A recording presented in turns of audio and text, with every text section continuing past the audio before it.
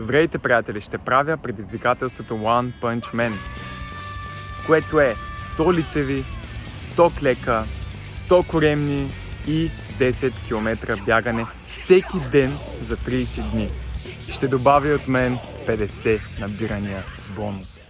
Работата е там, че хората казват, че ако не си почиваш между тренировките, няма да има напредък, няма да се изгражда мускул. И нека да видим това дали е вярно. Искам понякога 10 км бягане да го заменям с спринтове, защото спринтовете са уникално упражнение. А целта е да покача мускулна маса и да стана по-атлетичен и по-издръжлив. Това е ден 1. Започваме.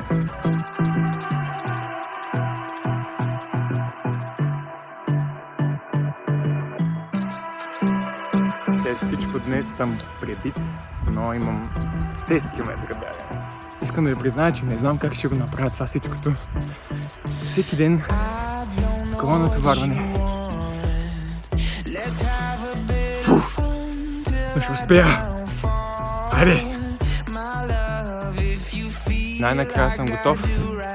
Направих 10 км. Хайде, време е за сън, също за хапване първо. И ще се видим на следващия ден.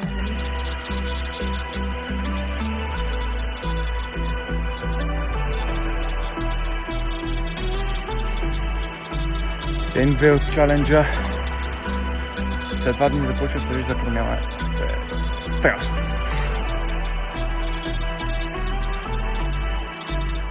Имам лоша новина. Глезенът много ме боли и не мога да бягам. Трябва за някакво определено време да спра и да бягам. Надявам се да не е много, но челенджа продължава въпреки това.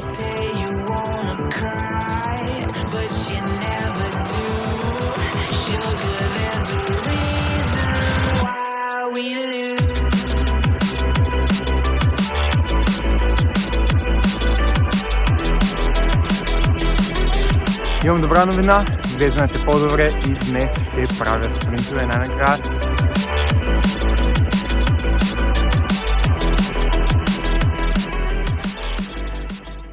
Ден 12.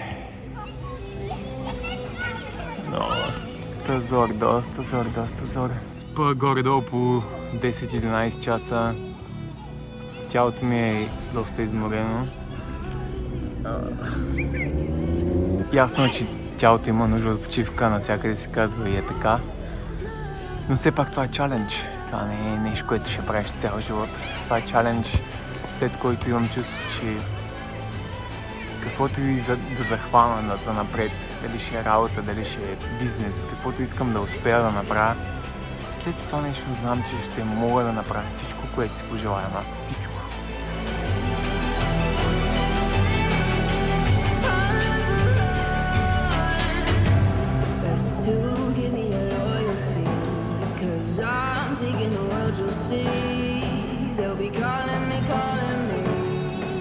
Ден 13. Чувства се много добре.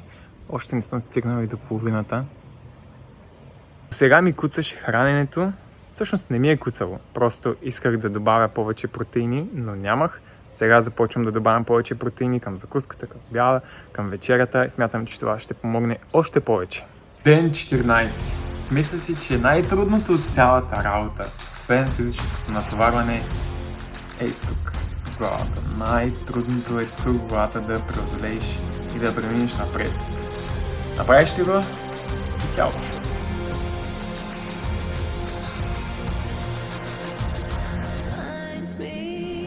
Усещам прогрес в силата. По-голям. Ден 15 е, чувствам се отрепан. Свърших тренировката по-рано и мисля, че грешката ми е, че прекалено много бързам да направя тренировката. А вече съм супер изтощен. Това е проблема. Вчера имах рожден ден, седяхме до късно и сега съм дроп. Сега е време да захраним с нещо калорично, хранително. Ще имам месо с диня, домати, хляб, гръцко сирене, салакис. Това ще е обява за днес. Апдейт на язовира сме. И е почти 12 часа и сме светнали във водата да се вижда какво хващаме. Случва се и такива работи.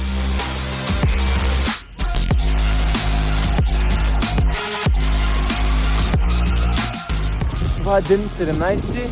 Направил съм 60 лицеви. Сега трябва да направя 20. Започвам.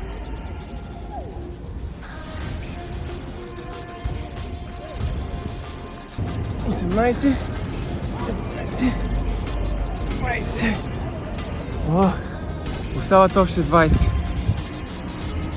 Днес правя така. Правя 20 лицеви, 10 набирания. 20 лицеви, 10 набирания. Така правя дните, в които съм по-изморен, защото е доста по-лесно да ги редуваш, отколкото да ги правиш наведнъж. Когато искам максимален пъмп, максимално натоварване, тогава ги правя всичко по-отделно. Сега е време за набиране. Трябва да направя 10 набирания. Сега съм в по-изморена фаза, искам да възстановя. Затова ще направя 5 набирания и после пак 5 набирания.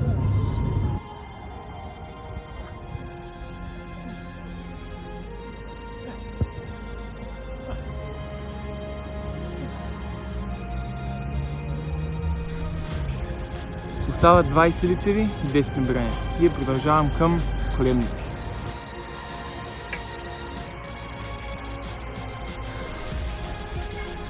Със сигурност коремните преси ми са много по-лесни, колкото всичко останало.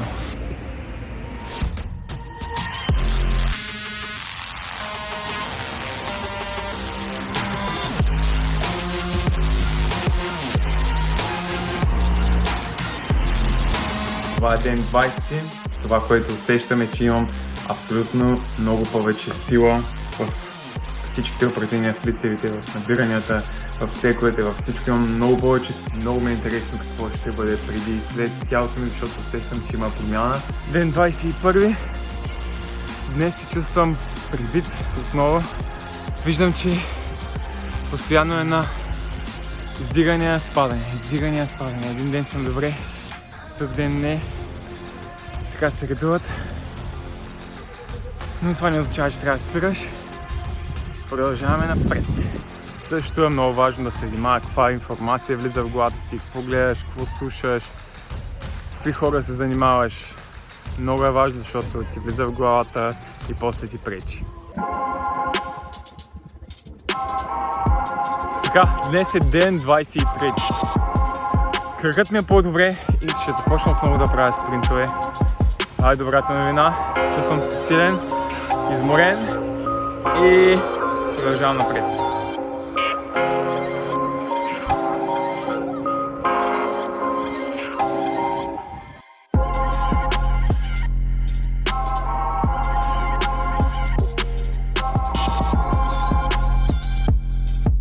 Ден 25. Леко по лека времето отминава и остават само 5 дни до края.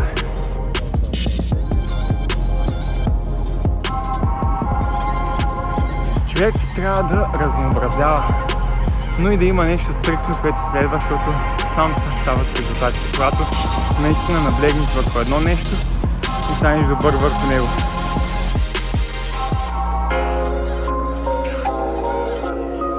Ден 26. Усещам, че правя всичко с лекота.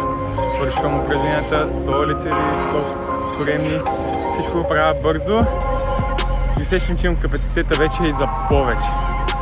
Но това е челенджа, трябва да го свършим по този начин. После ще продължаваме да надграждаме.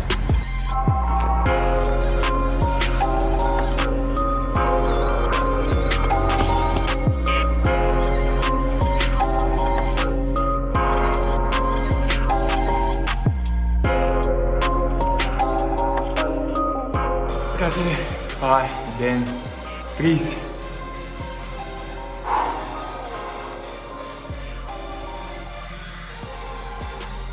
Видямо се края и сега е време да довърша тренировката и да видим резултатите.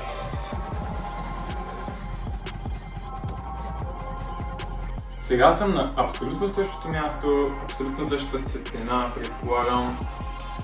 И целта е да разберем има ли разлика, няма ли за един месец. Усещането е, че има разлика, не знам как изглежда.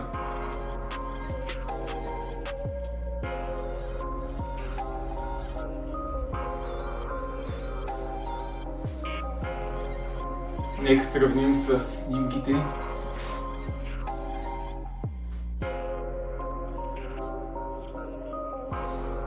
Приятели, това беше челенджа, свърши. Най-големият плюс е, че се научих да тренирам всеки ден, видях, че не е страшно. Със сигурност човек има нужда от почивка и ще е много по-добре и ментално и много по-бързо ще вървиш напред с почивки, отколкото без. И нека продължим напред и да се захващам с следващите неща. Благодаря, че гледахте и до нови срещи!